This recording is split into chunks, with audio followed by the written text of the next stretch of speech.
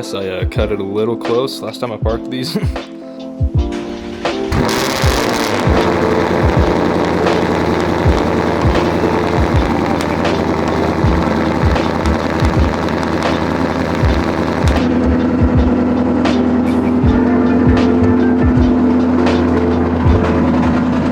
My neighbor was literally standing on their front porch staring while this thing warmed up.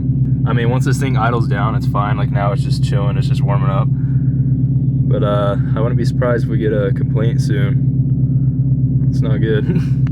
I know it's like a big meme to say like, oh, your neighbors must hate you, but I think they might genuinely hate me. She's been sitting for a couple days, so I'm gonna let her warm up for a minute, but I figure it's time to go ahead and just like talk about my experience with this car so far, the goods, the bads. There's been a couple of hiccups so far with the car, nothing crazy enough to have to like lemon law or anything like that. But just for the record too, I know a lot of you were unhappy with the decision that I sold the R1. I'm still not too stoked on that decision, I'm not gonna lie, but it is what it is, the bike's gone. But just to be clear, we're not done with motovlogs, we're not done riding or anything. It's just turning into winter here, and it's just getting a little too cold to make that kind of content right now, so we're gonna slow down a little bit on it. But yeah, motovlogs are not done. We're still looking at potential new bikes for next year. Getting rid of the R1 was just like a temporary sacrifice, so I could put more money into this car and enjoy another passion that I have, which is cars. Looking at potential bikes for next year still, like I said, most likely not another R1, just because we've already done that, we've been through that, but something similar on the same level. But we are headed off to Jim's right now.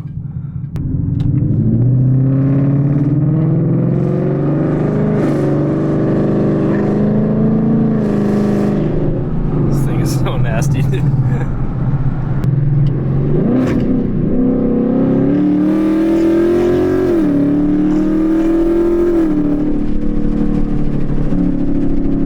That is ridiculous.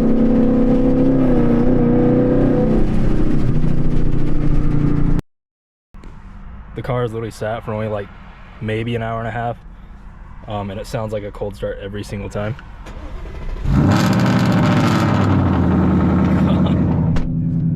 It's so unnecessary, but I love it. Anyways, if you guys can hear me, it's been honestly a couple weeks since that last clip. I'm not gonna lie, I've been slacking hard, but it's getting cold out now. It's winter time here in Utah. We're just waiting for it to snow, so motivation for videos is super low, and you know, it's hard to film content like cars and bikes, everything that I do, because it's like 35 degrees out right now. But anyways, we filming on GoPro, so I can't zoom in, but we're at 1,037 miles, so we're just over 1,000 miles. It's been a few months with this car, and I want to maybe give my input on the S650, because I did come from an S550, and I feel like I can give a good comparison. Air in this fool.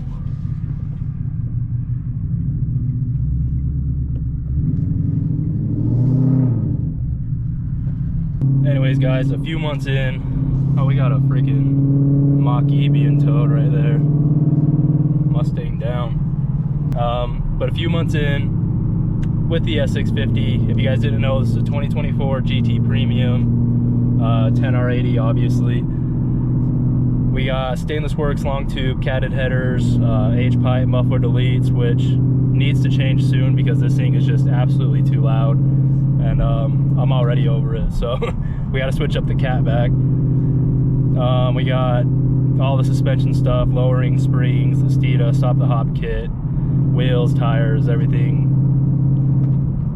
Oh, this road is nasty, dude. There's rocks going everywhere. Chose the wrong way to go, and my butt is so hot. No. But anyways, if you guys didn't know, I am coming from a 2021 GT. It was an MT82 car, base model. I think it was like a 301A package or something, so nothing on this level. It wasn't even a premium or anything. But I feel like I can give a good comparison if you're jumping from the S550 to this, or if you're thinking about it.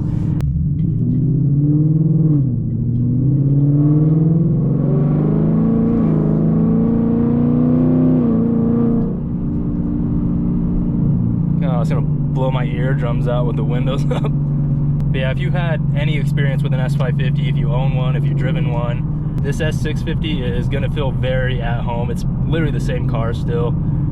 People might hate the fact that I said that, but I mean, suspension, exhaust, everything chassis-wise, still all the same as the S550. They didn't really change anything that didn't need to be changed on this car. I mean, we got a whole new front end, whole new rear end, all this tech now, which we will talk about later because I have a love-hate relationship with all the tech in here. Oh, I can't wait for this truck to give me a rock chip.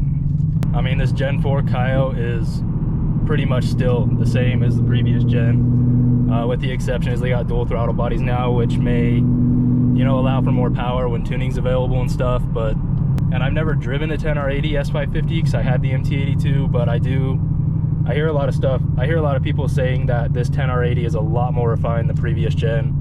Obviously, you know, they're going to work out all the kinks for each generation, so I have heard this 10 speed's a little bit smoother, a little more refined than previous. I have had 2 issues with this car.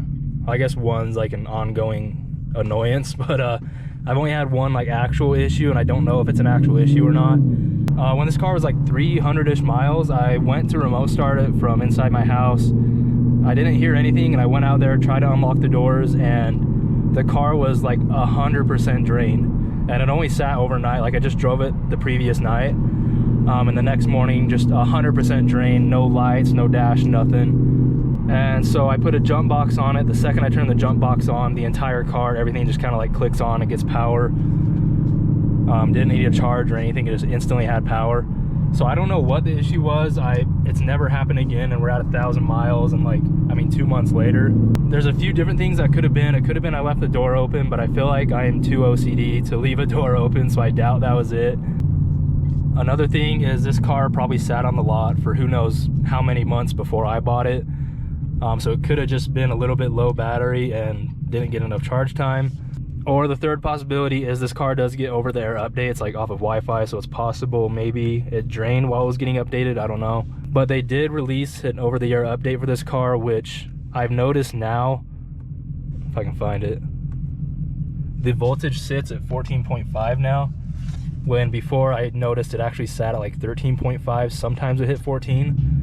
But I know one of those updates actually raised the voltage, so maybe people were having that issue a lot, and maybe that's the fix for it now, is just giving it a little more charge while you're driving. But ever since then, it's never happened again. I haven't had any battery issues or anything. I do keep a jump box in the back just in case, because I'm a little paranoid now, but haven't had any more issues. But as far as issues go, that's pretty much it. The only other thing that I can't stand about this car, the new tech is cool, and it's cool to have a big screen, LED, all that, whatever.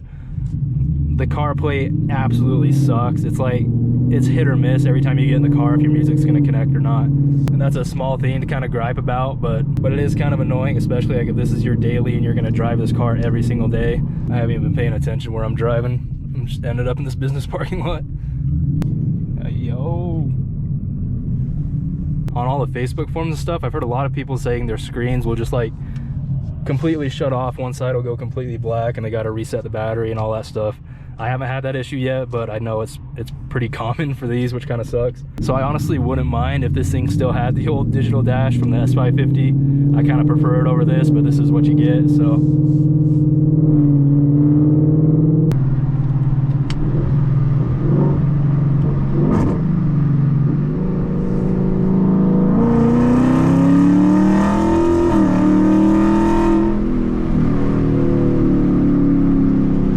Dude's going the wrong way. What the hell?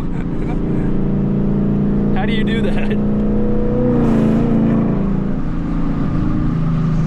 Homie's just going the wrong way on a one-way road. What the hell? These downshifts are nasty.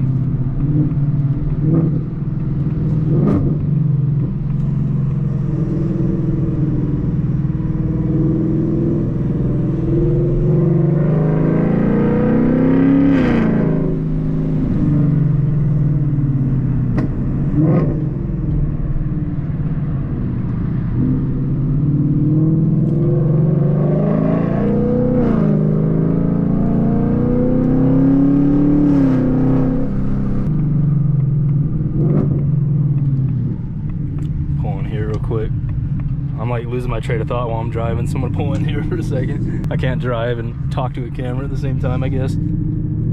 With all the tech being buggy and that one little battery issue I had, honestly, this is just as reliable and just as good of a car as the S550 was. The one biggest thing that would probably deter me from buying this car again is the fact that tuning's still not available, and I knew this coming into the car, but I thought they'd be a little bit quicker to unlock the ECU on this thing just because it's in such demand right now.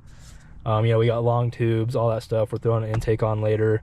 She's gonna be full bolt-ons ready to go, and I really want to get this thing tuned on E85 because that's the whole point of me getting the 10-speed and everything. So if I could go back and maybe get a 2022 or something Mach 1, maybe my decision would change, but either way, I still love this car.